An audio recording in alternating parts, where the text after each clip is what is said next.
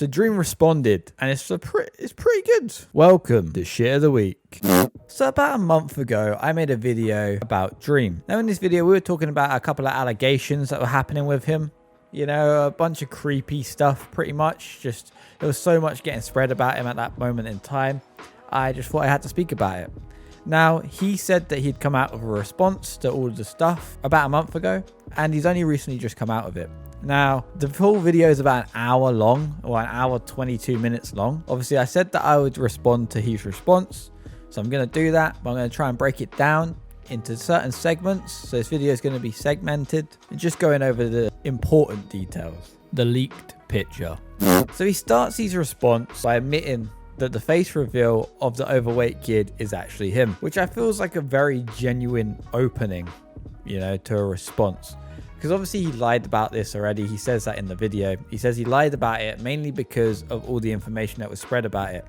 And the guy was just getting doxxed 24/7. The face leak photo was me. Of course, it's from when I was really young and I've lost a lot of weight since then, and it wasn't at all representative of what I look like now, but it was me. Of course, there was a lot of personal information attached to the leaked picture, how it was found, where it was leaked from, so that definitely contributed to why I lied about it. The day the face leak was posted, I was playing a Minecraft tournament and someone called the SWAT team on me. Dream is AFK. I'm clear here. I was put in handcuffs on my front lawn with cops with rifles pointing at me, and I was pretty much swatted from that day on almost daily. So you can understand why he wouldn't want people to know who he was at that moment in time, and he was also dealing with making a face reveal himself. Like, he was actually planning on revealing his face. This coming out just kind of ruined it for him in a way. But yeah, like I said, after this came out, he got doxxed. His sister got doxxed, his grandparents got doxxed, his parents got doxxed. Everybody was just sending SWAT teams to him, which is mental. I can't emphasize how much swatting is like a really bad idea. Now, people can just get shot on sight for this sort of shit, you know? Like, people actually die from being swatted. It's a really stupid thing that happens. It happens mainly to like live streamers, but it's just so disgusting and disturbing. I don't understand people's logic behind it. If you do that sort of stuff, you're a scumbag. Cheating. Next, he goes into the whole cheating scandal he had in the Minecraft speedruns. Now, obviously, if you don't know who Dream is, like I didn't know who Dream was before all this stuff came out, he's a big Minecraft YouTuber. Now, obviously, he tried to do some speedruns back in the day, but he was accused of using mods. Now, he said that he didn't know that he was using any mods and he was oblivious to it, which people kind of called him out for, saying that he was lying about this. Obviously, Dream didn't want people to think that he was actually lying about the situation, because he believed himself that he wasn't using any mods. So he would go to his moderators, and he also went to a scientist, yeah, to do all the maths behind the drop rates just to see if it would come out with anything. I did unintentionally cheat on a speedrun that I officially submitted to the leaderboards in 2020, and the speedrun mods were completely in the right for taking it down. Knowing nothing about math, but fully believing in my innocence at the time, given the accusation was purely based on math, I used a website for math freelancers and reached out directly to a highly qualified professor that said they'd be willing to help me. They even made one of their conditions before agreeing that no matter what their conclusion was, I had to publish their results. Even if their conclusion was that I was guilty, I agreed to this. I knew absolutely nothing about math, and I fully believed in my innocence. So when a highly qualified third party was agreeing with me, it made me even more confident and bold. Now, the guy came back and he had his maths wrong, pretty much, right? So it said that he wasn't cheating at all. So obviously Dream got pissed off about this and started going at like all the speedrunners and that whole community. Like, he got pretty pissed off, like you would if you're being accused of lying and you think you're telling the truth and you've proved that it's true. You're going to be pissed off. Obviously, it turns out that he was using the mod. So the maths the guy done was wrong on the drop rates, and he was using the mod that he didn't know about. Now, after this happened, he apologized to everybody, and he also started donating money to speedrunners, you know? And to his benefit as well, he deleted all of his speedruns, took all his records away, and just started afresh. Now, I think that's a very, very, very mature way to handle the situation. You know, like, how else could you handle that in a better way? Now, obviously, all these things weren't spoken about when it happened. The only thing that came out was obviously that Dream wasn't a very good person, which I think is just not right. I think his actions showed that he has taken accountability for something that he didn't even know that he had done in the first place. And that shows like a really genuine person, you know? Manatreed. So the Manatreed situation is a bit of a tricky one. Manatreed was a content creator who also done Minecraft and was anonymous. Now, Dream added him to his Dream SMP Minecraft server, and they all started making content together. He also lived with Dream. After Dream put him in to the Dream SMP, a lot of stuff started coming out about Manatreed, saying that he was an abuser and saying that he also abused his girlfriend.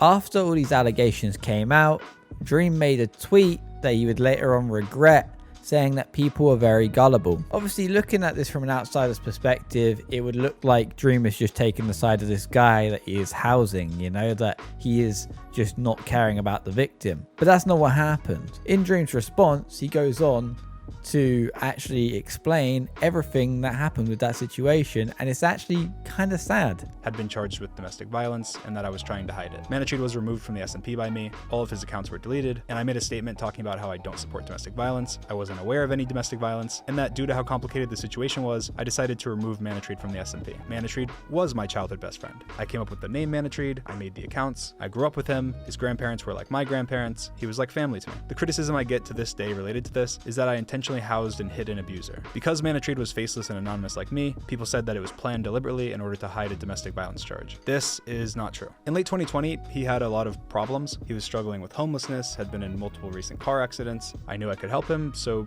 I did. I responded emotionally, calling people gullible, because I didn't believe that someone I had known for so long and grew up with could do anything like that. And at the time, although no one knew, he lived with me in Sapnap, so it seemed crazy that he could somehow hide it from us. He had to literally drop him out of everything, his whole life, everything. Now, that on top of people accusing you of being some sort of fucking, you know, victim blamer and like actually being friendly with an abuser, like it's got to be hard, you know. You just lost your best friend, the whole world's against you because they think that you actually sympathize with an abuser, you know. Like, fuck me, man. Like, what can you do in that situation? The first allegation. So obviously Dreams had a lot of allegations thrown his way, especially around kids and talking to minors. Now, the first one that comes to mind, and obviously the first one Dream speaks about in his response, this is based around a person that he spoke to through Twitter DMs, as he admits, very briefly, and that was about as far as it went. The only messages I could even find with this person were friendly Twitter DMs, and even in those Twitter DMs, I mentioned that they had 18 in their bio, which they contradict. I definitely didn't face reel to them, that's an obvious lie. She posted a screenshot of some texts and claimed that they were from me. She showed a screenshot of my TikTok being from your contacts to try and prove that the texts were from me, which people quickly pointed out isn't possible because I have a Google Voice number hooked up to my TikTok, which isn't iMessage like the text. And again, she never claimed any sexual misconduct. She never claimed anything related to nudity or sexting. This was also in early 2020, and she had 18 in her bio. With everything and all the inconsistencies, wasn't taken that seriously. The second allegation. Now, the second allegation he also addresses, and this was with a girl called Amanda. Now, she accused him of acting inappropriately with her when she was 17, also another underage, and said that he had sexted her and sent her nudes on Snapchat. Now, Dream goes on again to show the Snapchat and Insta transcripts, the whole thing. Shows the whole entire thing, and there is not a single thing there. Not a single thing there. Like, it's all just some bullshit. And Amanda also tried to delete some messages as well, and absolutely fucked it because she revealed that she had deleted messages through a TikTok post that she had made. So it seems like both of these people here are trying to do something, mainly probably due to jealousy or some sort of thing here, right? Making up a false allegation about this guy who's done absolutely nothing wrong, and then also tried to hide evidence, right?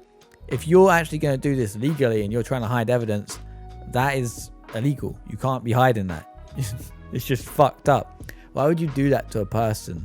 He's trying to ruin this guy's career for absolutely no reason. I feel like something should be done about that, you know? Something should be done about people that actually put out false allegations here.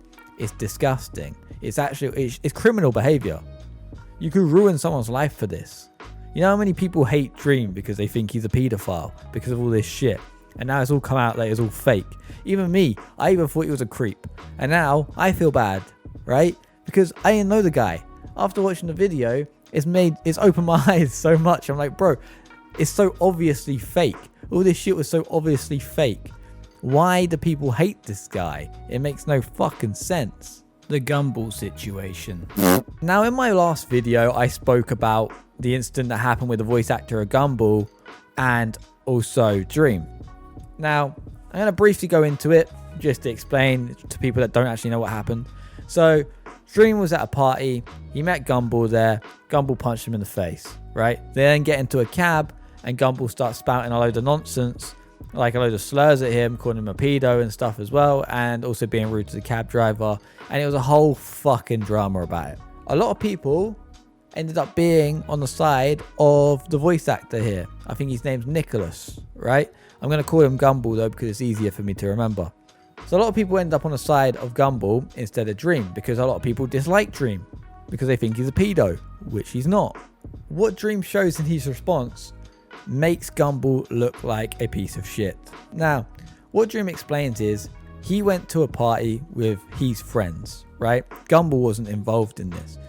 Previously, before he went to the party, the voice actor of Gumball would make tweets saying that he was a pedophile. He went to the party, didn't know Gumball was going to be there, but he bumped into each other.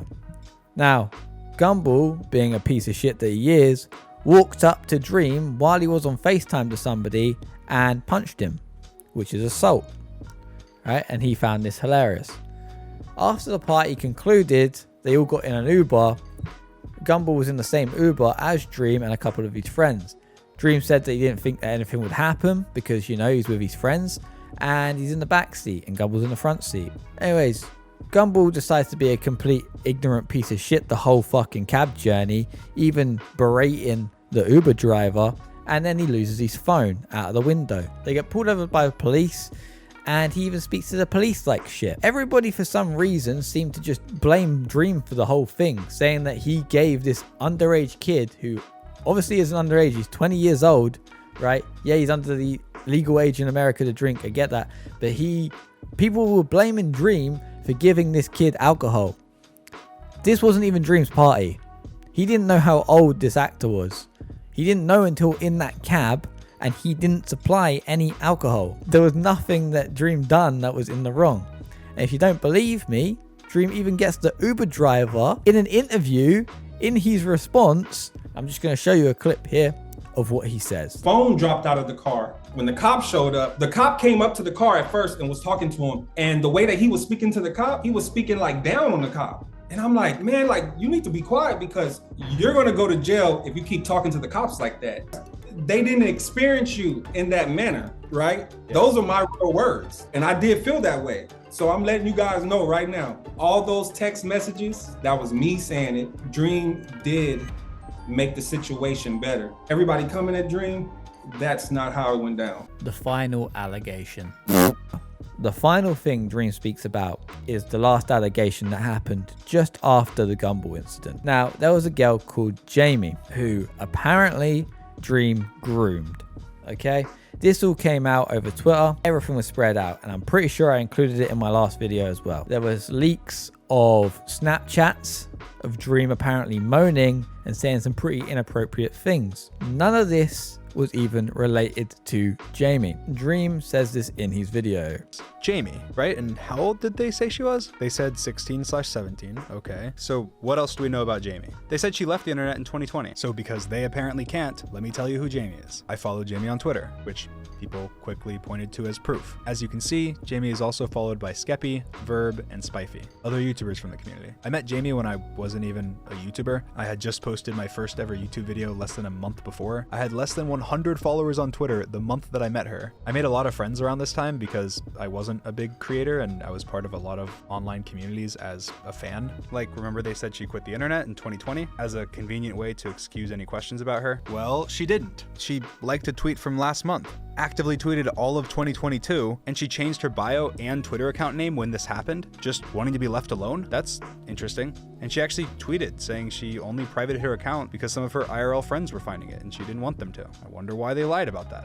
Maybe because the person who's claiming this doesn't know Jamie, doesn't know anything about Jamie, doesn't know me, doesn't know anything about me, and is being malicious and making up whatever they can to end my career. The person that made all of this stuff up on a burner account, by the way, didn't even know Jamie, had no contact with Jamie, right? And Jamie didn't even know this was happening. Jamie's a real person, by the way.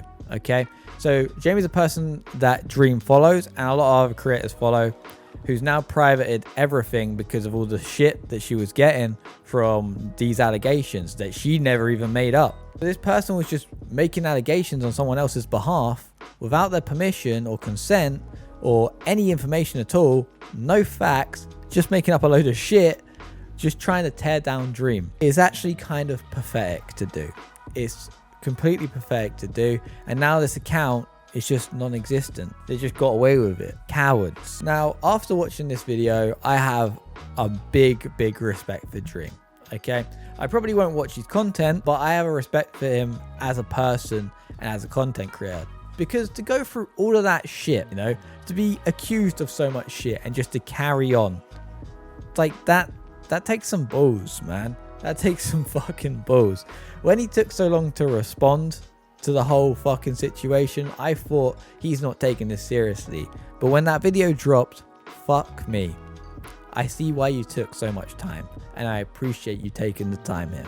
But anyways, guys, that's about it for this week's video. If you liked it, remember to leave a like, comment, subscribe. Go grab a t-shirt, links in the description. Join the Discord, links in the description. And new video again next week. Okay? Thank you very much, guys. See you later.